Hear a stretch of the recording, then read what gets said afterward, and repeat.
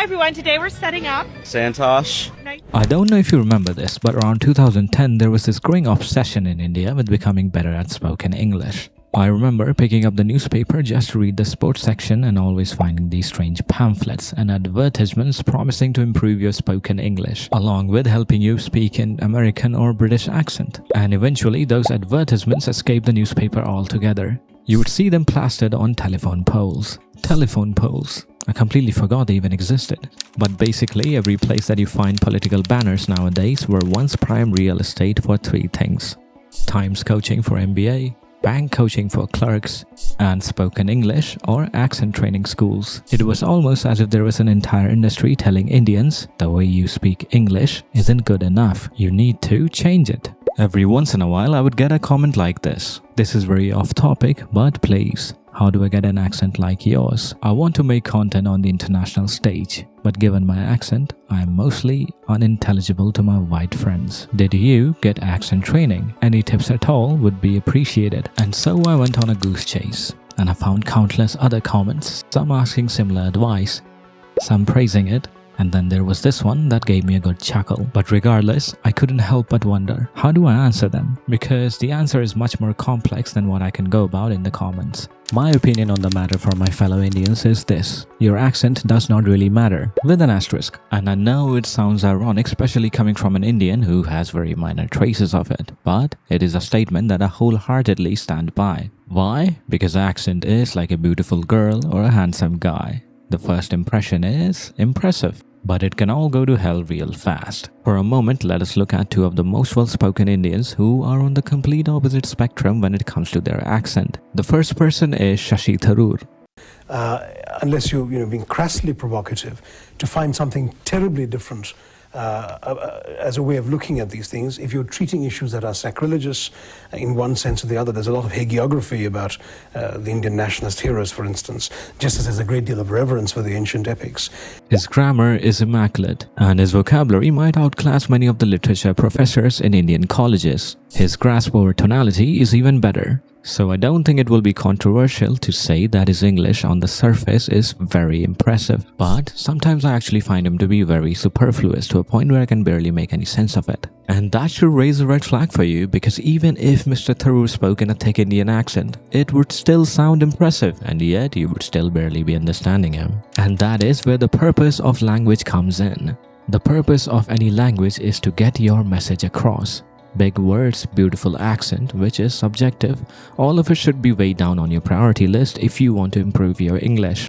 What makes you sound impressive has less to do with accent and more to do with your tonality, your figure of speech, your emphasis, but most importantly, if you can connect to the person you are talking to. To better explain it, let us look at an example in Hindi. Oye, kidhar ja raha hai? If I were to say, Oye, kidhar ja raha hai? Instead of, Oye, kidhar ja raha hai? The message is completely different. That is, the change in tone in which we speak is a lot more important in sending what message I want the other person to understand. Then there is an example of emphasis. Let us look at this sentence, I love you. If I put emphasis on the word love, I love you, it sounds affectionate.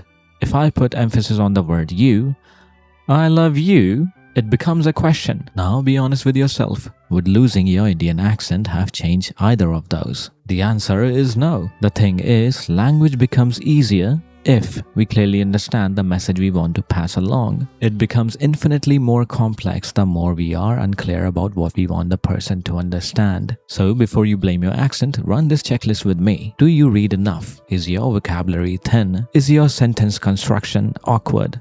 Do you talk too fast? Maybe you never pause. Maybe you pause too much.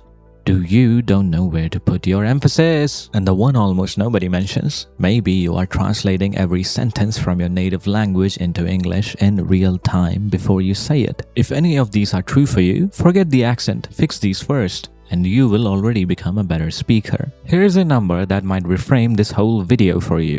7%. Psychologist Albert Mehrabian ran a famous study on how people communicate feelings and broke it into 3 parts: words, tone of voice, and facial expression. In getting your message across, words only did 7% of the work, tone of voice 38%, and facial expression 55%. And so, for your message to actually land as intended, those three needed to be congruent. Even the rougher rule I was taught in my psychology class, 70% body language, 30% words, points to the same conclusion. Accent should not be the thing making or breaking your English. And honestly, I will go a step further than the studies. I think your confidence in English isn't lacking because of an Indian accent. Instead, it is because of how you carry yourself. Full stop. That is, you have other underlying insecurities that you should be tackling first. For example, do you look at the ground while walking down an empty street with no potholes? In my eyes, that is a quiet sign that you struggle with eye contact, and that alone is a bigger hurdle in conversation than any accent. Are you someone who easily gets embarrassed when you make mistakes? Because a different accent won't save you the moment you stammer and everyone goes quiet waiting for you to speak your next word. Also, do you even consume enough English media? Books, songs, games, movies? Because that is how you get to know how a word is supposed to sound, not from a classroom. Everyone around us speaks in Indian accent, and that is why you also speak in one. The reason I have this accent is because I learned English through these mediums. School is a place I disliked going to. I especially disliked my English teacher from grade 1st to grade 5th. The only thing I learned about English from my school was the fundamentals of grammar. The accent, on the other hand, came because I compensated the days I skipped going to school, which I often did, by learning about those subjects on YouTube from channels like Crash Course, which were always in English. Then there is also another issue. Do you even use English in your day-to-day life? If not, start with your own head. Most of us already ramble constantly in our own minds. So put that rambling to use. Start rambling in English. For example, when I have to think about something important, English is the language I'm more comfortable speaking within my mind. On the other hand, when I'm angry, I tend to prefer thinking in Hindi.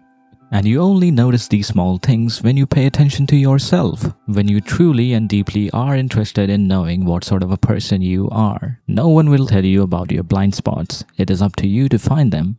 These are small things, but they make big differences not just in English, but also other aspects that form your personality. Remember how I mentioned I would be mentioning two people? The other person that I want to talk about is Osho. I do not believe in anything. It is not a question of God.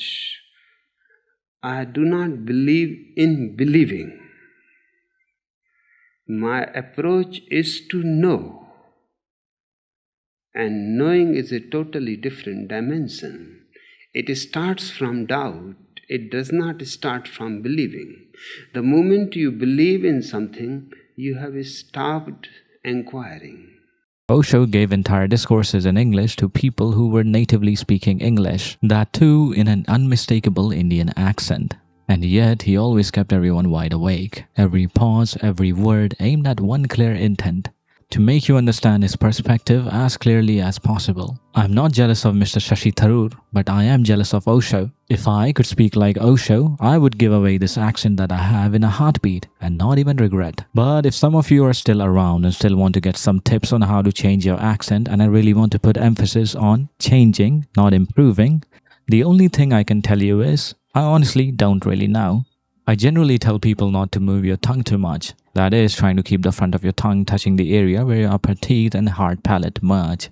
Basically in Hindi, we tend to move our tongues and lips a lot in order to speak words, because we try to hold to our vowels for longer. Second tip, speak lazily. You don't need to hit every word like a drum beat.